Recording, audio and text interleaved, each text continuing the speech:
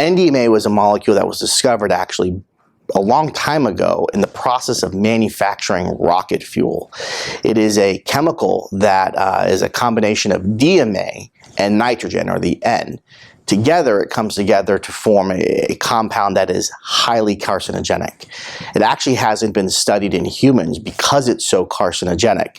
But in all the animal studies that have looked at this routinely, and every single study, it shows that animals that are exposed to NDMA actually get cancer. The interesting thing about NDMA in Zantac is that it actually isn't added. It's a byproduct of the chemical processes that happen within the stomach. So when you take Zantac and it interacts with the stomach acid and the heat in that environment, it actually transforms the molecule into NDMA.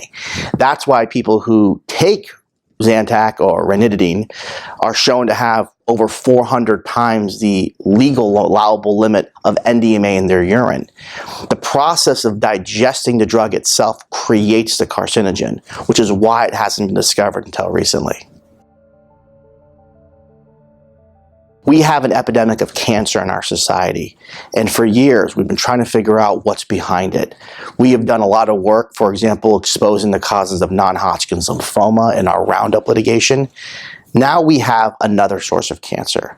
It appears that Zantac for the last 30 years has been causing cancer, and we're only now seeing it.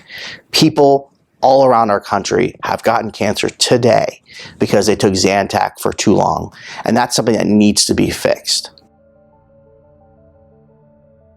This all started when a company called Valisure, which is an online pharmacy, was doing batch testing of their Zantac product, and they determined that there was these elevated levels of NDMA in their product. So they decided to take it a step further.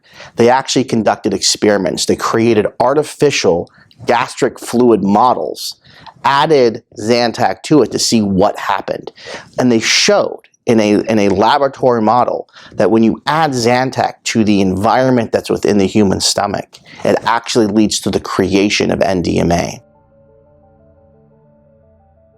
This litigation will hopefully do two things. One, we want to get compensation for people who have been harmed by this drug. I mean, that's the first and most important thing. And the second thing is it will raise important awareness about getting this drug off the shelves so people are taking safer alternative medications to treat their heartburn.